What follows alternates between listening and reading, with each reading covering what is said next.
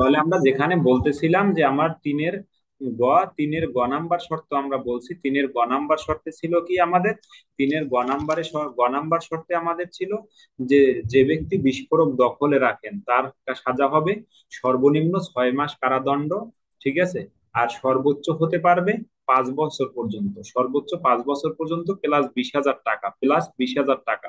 যদি 20,000 টাকা প্রদান না করতে পারে সেক্ষেত্রে তার সাজা আরো 6 মাস বাড়তে পারে। এটা ছিল তিনের গ নাম্বার শর্তে।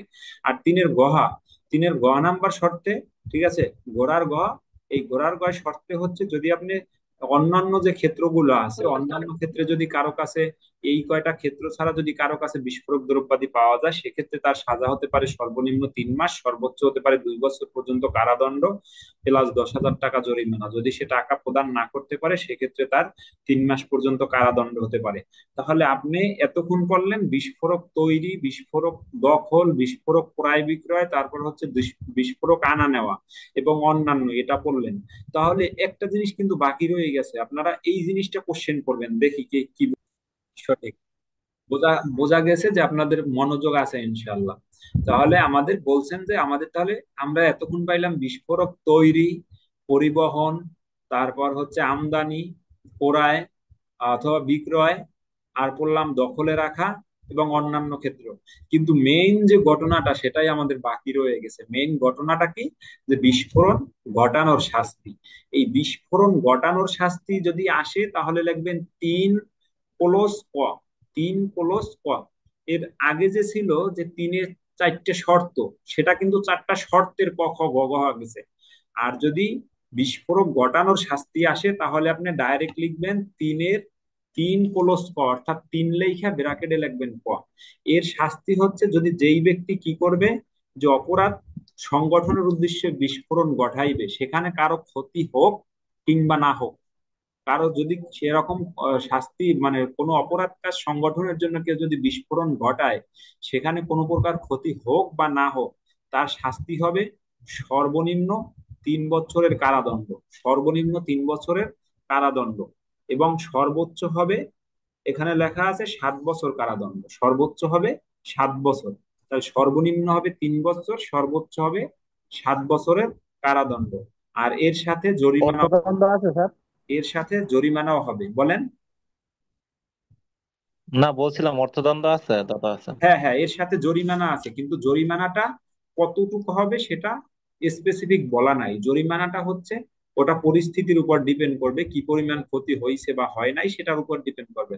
কিন্তু যদি কেউ বিস্ফোরণ অপরাধ সংগঠনের জন্য বিস্ফোরণ ঘটায়, কোনো অপরাধ সংগঠনের জন্য বিস্ফোরণ ঘটায়, তার শাস্তি হবে 3 প্লাস ক, অর্থাৎ তিনের ক উপধারায়। এটা মনে রাখতে হবে, এবং এ দ্বারায় মামলা হয় অ্যাভেলেবেল। ঠিক আছে? এটা মনে রাখতে হবে। এবার আমরা আরেকটা ধারা পড়বো, যে ধারাটা আমাদের গুরুত্বপূর্ণ, এটা একটু গুরুত্বপূর্ণ। এটা গুরুত্বপূর্ণ এই কারণেই এখানে বলা হয়েছে তদন্তের সময়সীমা। তদন্তের সময়সীমা, এই বিস্ফোরক আইনে আপনার তদন্তের সময়সীমা কয়দিন সেটা এবার দেখবেন। সেটা আপনার বলা হয়েছে আপনার 6-এর ক, 6-এর ক, লিখে নেন 6-এর ক। কারণ 6তে এখানে বেশ কয়টা অপশন আছে, 6তে ক খ পর্যন্ত আছে, 6তে ক খ এবং হচ্ছে 6তে ক খর ভিতরে আবার খর ভিতরে আপনার 5 পর্যন্ত আছে। তাহলে আমরা এতটুকু আপনি লেখেন শুধু 6। শুধু 6তে বলছে যদি অপরাধে সহায়তা করে, যদি কেউ এই অপকর্মে সহায়তা করে তার শাস্তি। ঠিক আছে? তার শাস্তি কতটুকু হবে সে সম্পর্কে এখানে বলা নাই। কিন্তু 6-এর কয়তে যান আপনারা, 6-এর কয়তে বলছে যে অপরাধের তদন্তের সময়সীমা, অর্থাৎ এই বিস্ফোরক আইনে তদন্তের সময়সীমা, যে ব্যক্তি বিস্ফোরণের দখলে রাখবে অথবা মনে করেন অপরাধ সংগঠন করবে অথবা আমদানি করবে, সে যদি হাতে নাতে ধরা পড়ে, হাতে নাতে ধৃত, আইনের একটা ভাষা হচ্ছে ধৃত, ধৃত মানে হচ্ছে আটক, ধৃত মানে হচ্ছে আটক। যদি হাতে নাতে ওই ব্যক্তি ধরা পড়ে তাহলে সে হাতে নাতে ধরা পড়লে তার তদন্ত কার্যক্রম শেষ করতে হবে 15 কার্য দিবসের মধ্যে। 15 কার্য দিবস। এখন বলতে পারেন স্যার কার্য দিবস মানে কি? কার্য দিবস মানে হচ্ছে সরকারি ছুটি, মানে শুক্র শনি, যেদিন যেদিন আদালত বন্ধ, মনে করেন শুক্র শনি আদালত বন্ধ এবং হচ্ছে সরকারি ছুটি। এখন বিষয় হলো তাহলে ডিসেম্বর মাসে যে একটা না অনেকদিন আদালত বন্ধ বা অক্টোবরে, সেক্ষেত্রে সেটা না। বিষয় হচ্ছে আমার ক্যালেন্ডারে যে ছুটিগুলো আছে সরকারি, সরকারি ছুটি বলতে শুক্র শনি, এবং যদি সরকারি কোনো পুজো ঈদ এরকম কোনো ছুটি থাকে বা বিশেষ কোনো দিনের ছুটি থাকে, তাহলে এই ছুটি ব্যতীত যে কর্মদিবস, সেই কর্মদিবস যদি আপনি কাউকে হাতে নাতে অ্যারেস্ট করেন এই বিস্ফোরক সহ বা হচ্ছে বিস্ফোরক অপরাধে যে কোনো, তাহলে তাকে 15 কার্য দিবসের ভিতরে আপনার তদন্ত শেষ করতে হবে। এটা বলা হয়েছে 6 এর ক। ঠিক আছে, 6 এর ক। আচ্ছা, এরপর বলা হয়েছে যদি আপনি হাতে নাতে না ধরতে পারেন, সে যদি আসামি পালাই যায়, হাতে নাতে আপনার ধৃত না হয়, আটক না হয়, কিন্তু অপরাধটি সংগঠিত হয়েছে, সেক্ষেত্রে হচ্ছে আপনার 30 কার্য দিবস। সেক্ষেত্রে হচ্ছে 60 কার্য দিবস। সেক্ষেত্রে হচ্ছে 2 মাস, মানে 60 কার্য দিবস। এটা কিন্তু 2 মাস নয়, 60 কার্য দিবস। তাহলে আপনি যদি হাতে নাতে কাউকে আটক করেন সেক্ষেত্রে হচ্ছে 15 কার্য দিবস। আর যদি আপনি হাতে নাতে আটক না করতে পারেন, হাতে নাতে ধৃত না হয়, সেক্ষেত্রে হচ্ছে আপনার 60 কার্য দিবস। সেক্ষেত্রে হচ্ছে 60 কার্য দিবস। এখন দেখা গেল আপনি 60 কার্য দিবসেও পারলেন না, ওদিকে 15 কার্য দিবসেও পারলেন না যে কোনো একটা কারণে, তখন আপনি কি করবেন? এই ম্যাজিস্ট্রেটকে এবং হচ্ছে তদন্তকারী কর্মকর্তা কি করবে, তার এই যে তদন্তে বিলম্ব হয়েছে এই বিলম্বর কারণ উল্লেখ করলে পরবর্তী 7 কর্মদিবস হচ্ছে তদন্ত কাজ সম্পাদন করবে। অর্থাৎ ম্যাজিস্ট্রেটকে আপনি অবহিত করবেন যে স্যার, বিজ্ঞ ম্যাজিস্ট্রেট, বিজ্ঞ আদালত, আমি এই কারণে এটা সম্পন্ন করতে পারি নাই, আমি আগামী 7 দিনের ভিতরে তদন্ত কার্য সম্পন্ন করব। তাহলে এই মর্মে আপনি যে দাখিল করবেন, এটা বলা হয়েছে। যদি আপনি তাহলে 15 দিনে না পারেন বা 60 কার্য দিবসে না পারেন, সেক্ষেত্রে হচ্ছে এই 7 দিন সময় আপনি নিতে পারবেন। তারপরও যদি আপনি ওই 7 দিনের ভিতরে আপনি না পারেন, তাহলে আপনার 24 ঘন্টার ভিতরে ম্যাজিস্ট্রেটকে অবহিত করতে হবে। তাহলে কি করতে হবে? 24 ঘন্টার ভিতরে ম্যাজিস্ট্রেটকে অবহিত করতে হবে। এরপর কি হবে? এরপর ম্যাজিস্ট্রেট কি করবে? আইও পরিবর্তন করবে, অর্থাৎ তদন্তকারী কর্মকর্তা পরিবর্তন করবে। এই তদন্তকারী কর্মকর্তা পরিবর্তন করার পরে ম্যাজিস্ট্রেট তাকে দেবে, যদি হাতে নাতে ধৃত হয়, যদি হাতে নাতে ধৃত থাকে আসামি, তাহলে তাকে কি করবে? ওই আবার পরবর্তী 7 কার্য দিবস দিবে। দেখা গেল যখন হাতে নাতে ধৃত আসামির ক্ষেত্রে যদি হচ্ছে 15 দিনে না পারে, 15 কার্য দিবসে, তারপর আরো 7 দিনে না পারে, তাহলে কি করবে? ম্যাজিস্ট্রেট যখন আইও পরিবর্তন করবে, মানে দ্বিতীয় আইও, এই দ্বিতীয় আইওর ক্ষেত্রে সে আরো 7 কার্য দিবস দিবে যে আসামি আটক আছে তার ক্ষেত্রে। আর যদি আটক না থাকে, আটক না থাকার ক্ষেত্রে দেবে 30 কার্য দিবস। আটক না থাকার ক্ষেত্রে দেবে 30 কার্য দিবস। এই 30 কার্য দিবসের ভিতরেও যদি আপনার না হয়, তাহলে 30 কার্য দিবসের ভিতরেও না হলে আপনি 24 ঘন্টার ভিতরে ম্যাজিস্ট্রেটকে জানাতে হবে। এটা কিন্তু দ্বিতীয় আইওর ক্ষেত্রে যদি ম্যাজিস্ট্রেটকে জানাতে হবে। যদি না জানান, তাহলে আপনার যে ঊর্ধ্বতন কর্তৃপক্ষ আছে, সেই আপনার ঊর্ধ্বতন কর্তৃপক্ষ, আপনার নিয়ন্ত্রণকারী কর্মকর্তা আপনার কি করবে? এই যে নিয়ন্ত্রণকারী কর্মকর্তা তদন্তের আদেশ ম্যাজিস্ট্রেট প্রদান করা হয়, সেক্ষেত্রে ম্যাজিস্ট্রেট উপনীত হয় যে তার যে তদন্তে গাফিলতি করেছেন আপনি আইও হিসেবে, এই আপনার বিরুদ্ধে ব্যবস্থা গ্রহণ করার জন্য আদালত আদেশ জারি করবে ঊর্ধ্বতন কর্তৃপক্ষের কাছে, আপনার নিয়ন্ত্রণকারী কর্মকর্তার কাছে। ক্লিয়ার বিষয়টা? হ্যাঁ ভাইয়া, স্যার কথা আছে একটা স্যার এইখানে। বলেন। এই যে স্যার আপনার এই যে 21-এ রেকর্ড আছে স্যার। আমরা যদি এই মানি লন্ডারিং সম্পর্কে পড়ি, তাহলে মানি লন্ডারিং আইনটা হচ্ছে আমাদের 2012 সালের 5 নং আইন। 2012 সালের 5 নং আইন, কিন্তু এটাকে হচ্ছে আবার সংশোধন করা হয়েছে। এটাকে কি করা হয়েছে? সংশোধন করা হয়েছে। সংশোধন করছে 2015 সালে, সংশোধন করছে 2015 সালে, সে সে জায়গায় সংশোধন করছে 25 নং আইন হিসেবে। 25 নং আইন হিসেবে। তাহলে এই মানি লন্ডারিং এর আমাদের সবচেয়ে গুরুত্বপূর্ণ যে টপিকস এখান থেকে, সেটা হচ্ছে প্রথম সংজ্ঞা হচ্ছে 2-এর ফতে দেয়া আছে মানি লন্ডারিং। 2-এর ফতে দেয়া আছে মানি লন্ডারিং। এখন মানি লন্ডারিং বলতে কি বুঝাইবে? মানি লন্ডারিং বলতে বুঝাইবে যে এখানে 2টা উদ্দেশ্য থাকবে। ঠিক আছে, প্রথমত 2টা উদ্দেশ্য থাকবে। আর আমরা হচ্ছে মানি লন্ডারিং এর সংজ্ঞাগুলো হচ্ছে এরকম প্রদান করতে হবে আপনার। মনে করেন আপনি যেমন বেআইনি সমাবেশ করছিলেন, দণ্ডবিধিতে ধর্ষণ করেছিলেন, চুরি করেছিলেন, এই যে বিভিন্ন ওরকম জায়গায় যে গুরুতর আঘাত করেছিলেন, যে বিভিন্ন অপশন দেয়া থাকে, এখানেও সেই মতগুলো অপশন।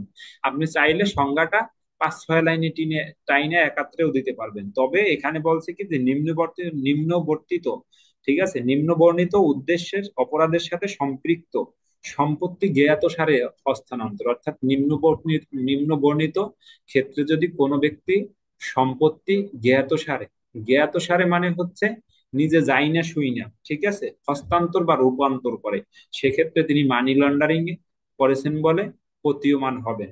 কি বলছে, এক নম্বরে বলছে কি, অপরাধ লব্ধ আয়ের অবৈধ প্রকৃতি।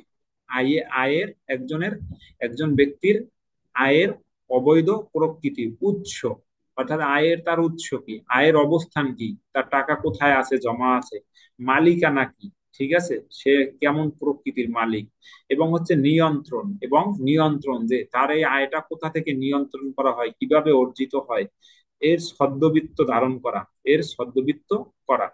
দুই নাম্বার বলছে সম্পৃক্ত অপরাধ সংগঠনে জড়িত কোনো ব্যক্তিকে আইনগত ব্যবস্থা গ্রহণে রক্ষার উদ্দেশ্যে সহায়তা করা, যে এই বিষয়ে সম্পৃক্ত কোনো ব্যক্তিকে যে আইনগত অবস্থা থেকে এড়ানোর জন্য কেউ যদি সহায়তা করে, এরকম ব্যক্তির ক্ষেত্রে বলা হয়েছে।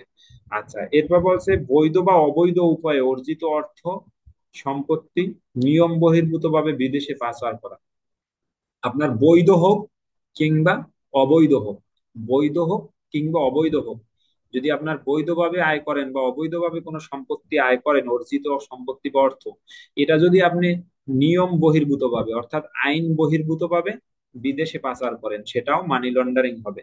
আচ্ছা, এরপর বলছে যে আয়ের অবৈধ উৎস গোপন করে বা আড়াল করিবার উদ্দেশ্যে উহার হস্তান্তরের জন্য বিদেশে প্রেরণ। ঠিক বলছে যে আয়ের অবৈধ উৎস গোপন করে অথবা হচ্ছে আড়াল করে এই টাকা হস্তান্তরের জন্য যদি বিদেশে প্রেরণ করা হয়, অথবা বিদেশ হইতে বাংলাদেশে আনায়ন করা হয়, সেক্ষেত্রে তা মানি লন্ডারিং হবে। আচ্ছা, এরপরে বলছে আর্থিক লেনদেন এমন ভাবে সম্পন্ন করার চেষ্টা করে যাতে উহা অধীন রিপোর্ট প্রয়োজন হইবে না। বলছে কি যে সে বা এমন ভাবে সে আহ, লেনদেন করে, মনে করেন অবৈধ উপায়ে, ওই যে হুন্ডির মাধ্যমেও যে হয়, যদি এই রকম বিষয় হয় যে আপনি মনে হয় যদি টাকা এমন ভাবে লেনদেন করে যে সেক্ষেত্রে যে রিপোর্ট থাকবে না, কোনো প্রকার প্রমাণ থাকবে না, সেক্ষেত্রে বলছে। এরপর বলছে সম্পৃক্ত অপরাধ সংগঠনে প্ররোচিত বা সহায়তা করার অভিপ্রায়, যদি কোনো ব্যক্তি এই সম্পৃক্ত অপরাধ সংগঠনের উদ্দেশ্যে চেষ্টা করে অথবা কাউকে প্রলুব্ধ করে তাহার সম্পত্তি হস্তান্তর করতে, তাহলে সে মানি লন্ডারিং কে জড়িত বলে যুক্ত হইবে। তাহলে এই বিষয়গুলো বলা হয়েছে, এবং এখানে বলা হয়েছে যে অত্র সংগঠনে অংশগ্রহণ, সম্পৃক্ত থাকা, অপরাধ সংগঠনে ষড়যন্ত্র করা, সংগঠনের প্রচেষ্টা বা সহায়তা করার জন্য পরামর্শ প্রদান করা, ঠিক আছে। তাহলে এই সবগুলোই হবে মানি লন্ডারিং এর অংশভুক্ত। আমি যদি আপনাদের এবার, আপনি যদি চান যে এভাবে না লিখে আপনি 2-3 লাইনে লিখবেন যে মানি লন্ডারিং কাকে বলে, তাহলে আপনি এখানে লিখতে পারবেন 2012 সালের মানি লন্ডারিং আইনের 2-এর উপধারা মোতাবেক। অথবা আপনি এত লেখাও সময় নষ্ট করার দরকার নাই, আপনি ডাইরেক্ট লিখবেন যে যদি কোনো ব্যক্তি বৈধ বা অবৈধ উপায়ে বৈধ বা অবৈধ উপায়ে অর্জিত সম্পদ বা হচ্ছে তার আয়ের উৎস গোপন রেখে তার আয়ের উৎস গোপন রেখে অবৈধভাবে টাকা বিদেশে হস্তান্তর করে অথবা বিদেশ থেকে দেশে হস্তান্তর করে, তাহলে উক্ত ব্যক্তি মানি লন্ডারিং করেছেন বলে অভিযুক্ত হবেন, বা তাকে উক্ত ব্যক্তির কর্মকে মানি লন্ডারিং বলা হয়, উক্ত ব্যক্তির কৃত কাজকে মানি লন্ডারিং বলা হয়। নিচে যাই লিখবেন 2012 সালের মানি লন্ডারিং আইনের 2-এর উপধারা। ক্লিয়ার? এই হলো আপনার সংজ্ঞা শেষ। এটা নিয়ে কারো কনফিউশন থাকলে শুনবো। এবার যদি, স্যার আপনি যে শীটে দিচ্ছেন শীটের মধ্যে তো আচ্ছা, এক নম্বরে এবার যদি আমরা দেখি মানি লন্ডারিং এর উদ্দেশ্য কি, মানি লন্ডারিং এর 1 নম্বর উদ্দেশ্য হচ্ছে সাদা টাকা না কালো টাকা, কালো টাকা সাদা করা। এখন কালো টাকা সাদা করা মানে হচ্ছে কি, যে অবৈধ টাকাকে বৈধ করার পন্থা, অবৈধ টাকাকে বৈধ করা, এটা হচ্ছে মানি লন্ডারিং এর 1 নম্বর কাজ। আর 2 নম্বর হচ্ছে তার অবৈধ আয়ের উৎস গোপন করা, তার অবৈধ আয়ের উৎস গোপন করা, ঠিক আছে। আর 3 নম্বরে অর্থ হচ্ছে ট্যাক্স, কর ফাঁকি দেয়া, কর ফাঁকি দেয়া, ঠিক আছে। এগুলো কিছু উদ্দেশ্য আছে, এগুলো আপনি সংজ্ঞার ভিতরে টেনে নিতে পারবেন। আমরা পরবর্তীতে তাহলে আপনি দুইয়ের ফতে পড়লেন মানি লন্ডারিং এর সংজ্ঞা। এবার আপনি চার দ্বারায় যাব, আমরা চার দ্বারায় বলছে মানি লন্ডারিং এর অপরাধ ও দণ্ড। এখানে ক্লোজ আছে, এখানে চারের এক ক্লোজ আছে, দুই ক্লোজ আছে, এত কিছু মনে রাখতে হবে না, শুধু আপনারা এতটুকু মনে রাখেন যে চার দ্বারায় হচ্ছে দণ্ড। বলছে কি, মানি লন্ডারিং যদি কেউ অপরাধ করে অথবা অপরাধের চেষ্টা করে, কেউ যদি মানি লন্ডারিং অপরাধ করে বা অপরাধের চেষ্টা করে, সেক্ষেত্রে বা হচ্ছে সহায়তা করে, তাহলে যদি কেউ অপরাধ করে, অপরাধের চেষ্টা করে বা অপরাধ সংগঠনের জন্য সহায়তা করে, তাহলে তার, ঠিক আছে, তার কি হবে, অনূন্য, অনূন্য 4 বছর। অনূন্য 4 বছর মানে বোঝাইছে যে কমপক্ষে 4 বছর। অনূন্য কথাকে যদি আমি ভাঙি তাহলে হচ্ছে কমপক্ষে, তাহলে কমপক্ষে 4 বছরের কারাদণ্ড হবে। এবং অনধিক, অনধিক মানে হচ্ছে বেশি না, অনধিক 12 বছর মানে হচ্ছে বেশি না, 12 বছরের বেশি না। তাহলে সর্বনিম্ন হচ্ছে 4 বছর, হচ্ছে সর্বোচ্চ হচ্ছে 12 বছর, সর্বোচ্চ হচ্ছে 12 বছর পর্যন্ত কারাদণ্ডে দণ্ডিত হইবে। কি হবে, কারাদণ্ডে দণ্ডিত হইবে, প্লাস অর্থদণ্ড, প্লাস অর্থদণ্ড, এখানে কিন্তু অথবা অর্থদণ্ড নয়, প্লাস অতিরিক্ত অর্থদণ্ডে অথবা সম্পত্তি মূল্যের। দেখেন, এখন এইখানে একটা সবসময় একটা জিনিস মনে রাখবেন, মানি লন্ডারিং এর ক্ষেত্রে আপনার মামলা যখন হবে, মামলা হলে এই ধারায় যে পানিশমেন্ট হবে চার ধারায়, এই চাইরে যদি কোনো ব্যক্তি কি থাকে, মানি লন্ডারিং এর সাথে যুক্ত থাকে, অর্থাৎ সংগঠনের চেষ্টা করে বা সহায়তা করে বা ষড়যন্ত্র করে অথবা মানি লন্ডারিং অপরাধ করে, তার সাজা হবে সর্বনিম্ন 4 বছর, আর সর্বোচ্চ হবে 12 বছর, সর্বোচ্চ হবে 12 বছর, ঠিক আছে। এবং অতিরিক্ত অর্থদণ্ড, অতিরিক্ত অর্থদণ্ড কি, যে সম্পত্তির যে দাম আছে তার দ্বিগুণ পরিমাণ তার জরিমানা হবে, তার দ্বিগুণ পরিমাণ জরিমানা হবে। এটা এখানে বলা হয়েছে অতিরিক্ত অপরাধের সংশ্লিষ্ট সম্পত্তি মূল্যের সমপরিমাণ, ঠিক আছে, সম সমপরিমাণ 10 লক্ষ টাকা পর্যন্ত অধিক অর্থদণ্ডে দণ্ডিত হইবে। দেখেন কি বলছে, দ্বিগুণ মূল্যের সমপরিমাণ, দ্বিগুণ মূল্যের, অর্থাৎ যেটা নিয়ে মানি লন্ডারিং মামলা হয়েছে, যত টাকার বিনিময়ে, মনে করেন যে অর্থের বিনিময়ে, তার দ্বিগুণ পরিমাণ অতিরিক্ত অর্থদণ্ড যোগ করা হইতে পারে, অথবা 10 লক্ষ পর্যন্ত যে কোনো দণ্ড হইতে পারে, ঠিক আছে। তাহলে এটা বলছে, তাহলে আপনার শাস্তি হলো কি, শাস্তির কথা বলা হয়েছে যে আপনার সর্বনিম্ন 4, সর্বোচ্চ 12 বছর পর্যন্ত কারাদণ্ড হতে পারে, প্লাস অতিরিক্ত যে মূল্যের মানি লন্ডারিং হইবে তার দ্বিগুণ পরিমাণ অর্থদণ্ড হতে পারে, বা 10 লক্ষ টাকা অর্থদণ্ড হবে এর সাথে, ঠিক আছে। এটা বলা হয়েছে, এটা নিয়ে কোশ্চেন থাকলে কোশ্চেন দিব বলেন।